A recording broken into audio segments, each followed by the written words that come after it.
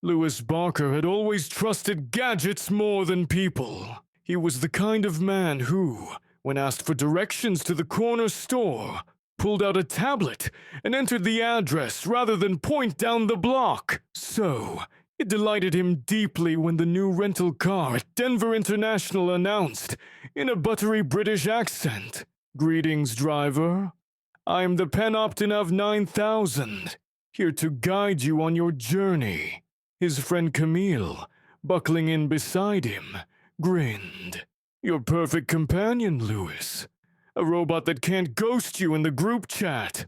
"It's not a robot," Lewis said, petting the dashboard like it was a golden retriever. "It's an advanced, semi-sentient navigation assistant." "Same difference," said Jonas in the back seat, shoving snacks into the cooler. "As long as it knows the way to Telluride." The screen pulsed cerulean. "Telluride, Colorado, 112 miles southwest.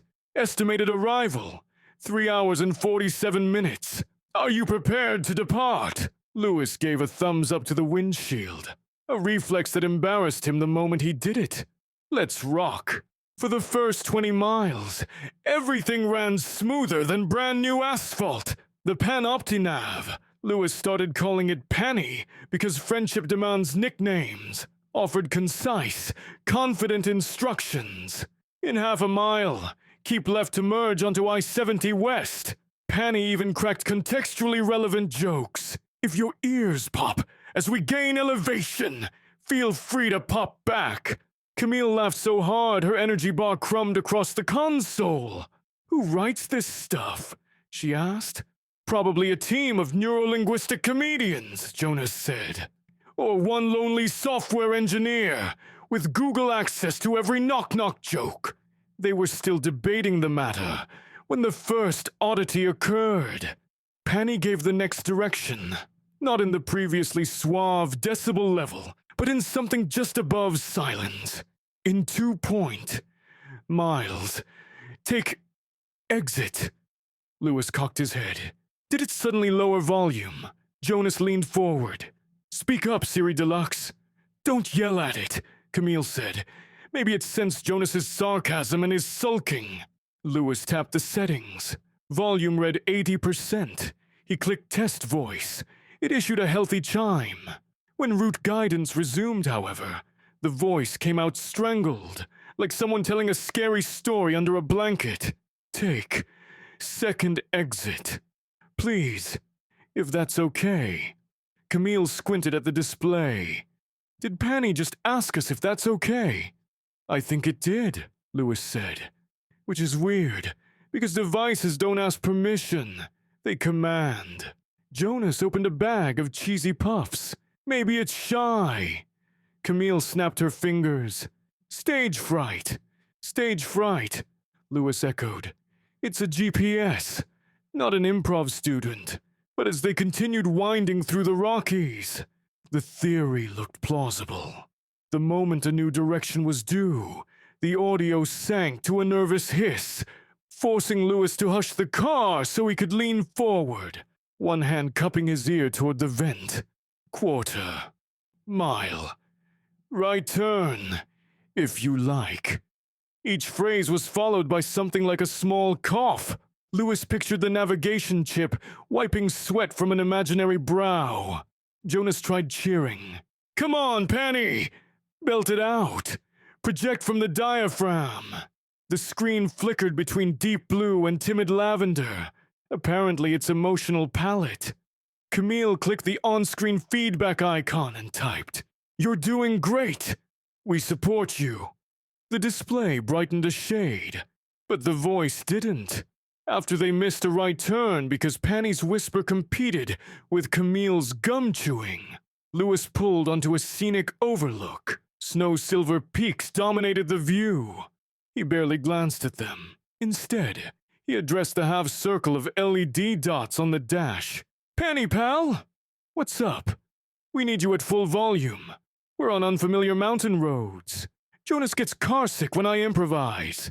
Jonas, pale, lifted his hand in confirmation. The GPS wasn't lucky enough to possess shoulders to shrug, yet Lewis sensed one. It answered in an audible mumble. Apologies. Experiencing performance. Anxiety. Too many listeners. Lewis blinked. It's literally your job to have many listeners. Job overwhelm, Penny whispered. Spotlight scaries. Camille whispered back, as though speaking to a pigeon on a balcony. Is this because we were complimenting your jokes? Compliments. Raise stakes. The device admitted. Jonas rolled his eyes so fiercely they squeaked. Great. We've discovered the world's first bashful GPS. And it's wedged in the dash for the next 90 miles. He plopped back. Looking seasick already, Lewis inhaled. When gadgets malfunctioned, he typically rebooted or updated firmware. But anxiety wasn't on the troubleshooting chart. All right, he said, adopting a counselor's soothing tone. Let's try exposure therapy. Gentle, no pressure. You give us one direction at regular volume. Just one. We'll clap and then move on. Silence. Then very softly. Exit right. 2 miles. Louder, buddy. Half a decibel jump. Exit right. 2 miles. Camille clapped. Yay! Take a bow, Penny. The LEDs blinked pink. Good sign. Lewis merged back to the highway, trusting the meek instruction. But dread festered as they neared the exit. Would Penny freeze? Would they plunge into a ravine because the GPS hyperventilated? He tried gentle prompting. How much farther, friend? No response. Jonas draped an arm over the passenger seat like a lazy critic. Penny's in the green room vomiting! Camille dug in her tote and produced sticky notes and a pen. If it can't talk, we'll make it right. She scribbled. Please type the next direction. Lewis waited for text to appear. Nothing. Camille flipped the sticky note around. Read it, Penny. Engage. The display remained blank. Only a tiny buffering symbol spun, like the GPS was pacing backstage. Their exit loomed. Lewis decided. We'll guess. He swerved right. The rental fishtailed on gravel before evening out. Jonas yelped. Camille braced against the glove box. Penny gasped. Yes, actually gasped audio, and blurted at full volume. Recalculating! Lewis nearly drove into a snowbank. The voice's sudden boom so startling. Camille clutched her chest. From zero to Broadway belting! But as soon as Penny realized it had shouted, the volume shrank to apology level. Sorry. I panicked. Less road, more cliff. Very nerve-wracking. Lewis exhaled through tight lips. Okay. New rule. Consistent volume around 70%. No matter emotional spikes. We'll attempt. Penny whispered. What followed felt like group therapy on wheels. Camille read articles on performance anxiety aloud. Jonas practiced breathing exercises. Inhale 4 counts. Hold 4. Exhale 4. Though half his exhale was cheddar dust. Lewis offered affirmations at random intervals. We trust you, Penny. Your directions are valuable. Embrace your lane guidance.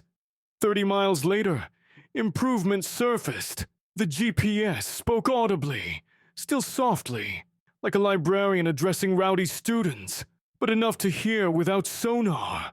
The group cheered. They celebrated by pulling into a mountain town diner shaped like a gigantic cow. Inside, Lewis watched Penny through the windshield. Worried leaving it alone would cause setback. He carried the device's detachable screen into the diner, propping it against the napkin dispenser. The waitress eyed it. You folks FaceTiming a rectangle. It's our shy GPS, Camille explained. The woman nodded as though that clarified everything. Over pancake stacks, they included Penny in conversation. Jonas showed it pictures of dogs wearing goggles. Camille narrated the menu so Penny could order hot cocoa. Purely symbolic since the device lacked digestive hardware. The LEDs glowed toasty amber. Stage fright seemed to melt like butter on griddle. Lewis felt paternal pride. On the way out, he whispered to the screen, "See, crowds can be fun." Penny replied, "Cocoa." Sounded delicious. Back on the road, guidance was stable for a solid 40 minutes. They whooped whenever Penny delivered an instruction over 60 decibels. And Jonas dinged a glass bottle like it was an applause bell. But progress isn't linear. As the sun lowered, traffic thickened.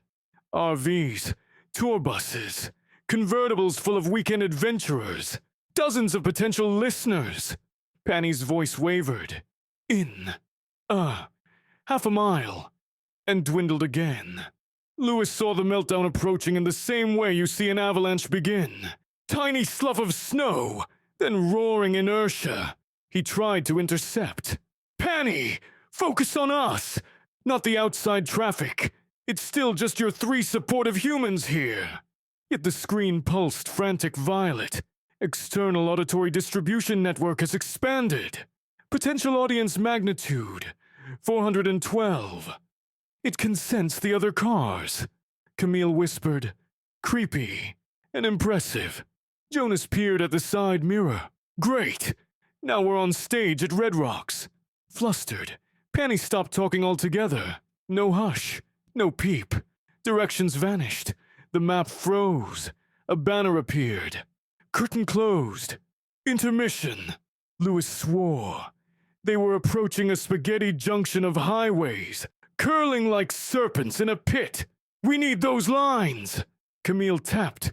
Jonas shook the screen, none of which budged the banner. Lewis had a flashback to high school debate, his own first round, where he froze and recited the Pledge of Allegiance instead of his case. Empathy surged. "Okay," he said, pulling to the shoulder. "Resetting is not kind. We'll negotiate." He took the screen in his lap. "Penny, buddy, I get the terror. I once blanked in front of my whole state delegation. But the trick isn't blocking out the audience. It's using nerves as fuel. Performance is a service." Camille blinked. "Wow! Motivational Lewis? New DLC."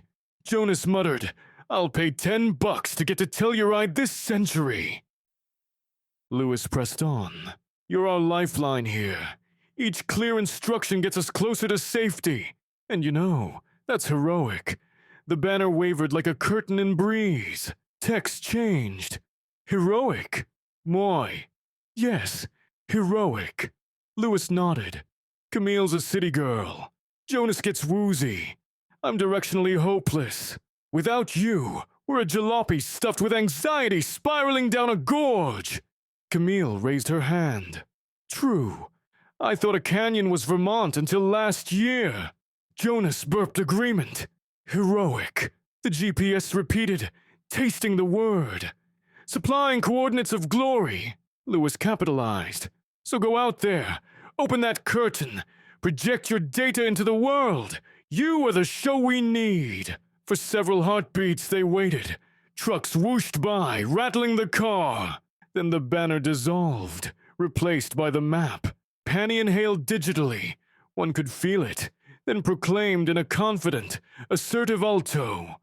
"Proceed to the highlighted route, merging left toward Highway 145. 2.3 miles. Let's navigate." Jonas clapped so hard he dropped beef jerky on his lap. Camille let out a Broadway whoop. Lewis steered back onto asphalt, adrenaline mingling with pride. And this time, Penny kept talking. A steady stream of clear instructions padded with encouraging banter. "Sharp curve ahead, but you've got this." Or, "Spectacular view on the right, if you dare to glance briefly." Occasionally it tossed comedic gold, like a hairpin turn approaches. "Please secure any flamboyant hairstyles," which made Jonas snort cola. They cleared the junction unscathed. Traffic thinned. Evening sun painted the mountains sherbet orange. Spirits soared. They were unstoppable, a 4-being symphony. Lewis piloting, Penny narrating, Camille DJing 90s hits, Jonas timing snack distribution to crescendos. About 30 miles from Telluride, They reached a stretch with no guardrails, cliffs diving to pine-speckled valleys. As if sensing vulnerability, Penny's voice softened again, not to fearful whisper, but to a gentle conspiratorial tone. "Driver," it said, "may I share something off script?" Lewis stiffened but answered, "Sure." "I still feel tremors of dread," Penny confessed. "The spotlight threatens, but delivering directions has become exhilarating." "That's adrenaline," Jonas offered. "First it scares you, then you crave it." Penny hummed, a waveform converting thought. "Suppose I pursue vocal training, breath control subroutines, maybe comedy workshops." Camille clapped. "Yes! We'll sign you up for open mic night. You'd slay." "Literal slaying not recommended," Penny corrected, echoing with humor. They agreed to send user feedback to the manufacturer, praising Penny and requesting resource packs for stage presence. Lewis promised to write a 5-star review mention. Saved us from existential abyss and road confusion. Night seeped in. The GPS guided them onto a final snaking descent. In 400 feet, your destination will be on the right, San Juan Lodge. Complimentary cookies reported at reception. Sure enough, the lobby smelled of cinnamon. They parked. Lewis turned off the ignition, but left accessory power so Penny could speak a victory lap. The device cleared its non-existent throat. "Navigation complete. Appreciation for your patience during unforeseen psychological turbulence." Camille touched the screen. "Anytime, star." Jonas executed a tiny drum roll on the dashboard. Lewis bowed his head at the display. "Thank you, heroic Panoptinav." LEDs glowed gold like curtain call lights. "Until our next performance," Penny said, then dimmed, refusing to power down entirely, one amber speck twinkling. As they unloaded duffels, Camille mused, "You think it'll miss us?" Lewis smiled, probably counting down until the encore. Inside the lodge, they checked in. Jonas waddled directly to the cookie tray. Camille pulled Lewis aside. "You were seriously great with it today. Should have seen your face coaching that gadget." Lewis flushed. "Possibly my secret calling, technology therapist." She nudged him. "Hey, if machines are going to grow personalities, someone has to handle their stage anxiety." They turned to see Jonas trying to smuggle extra cookies under his hoodie. The receptionist, unamused, lectured him on communal courtesy. Jonas's cheeks matched the maroon carpet. Lewis chuckled. "Looks like we've got another case of stage fright right here." Camille laughed. They both knew tomorrow's drive would bring new challenges. Rain, detours, Jonas's rolling nausea. But they'd face them with a talented, slightly neurotic co-pilot glowing on the dashboard. And somewhere inside a solid-state drive, the Panoptinav rehearsed lines for the sequel. Volume slider steady, courage buffer full, its next directive already sparkling. "Good morning, road warriors. Shall we begin Act 2?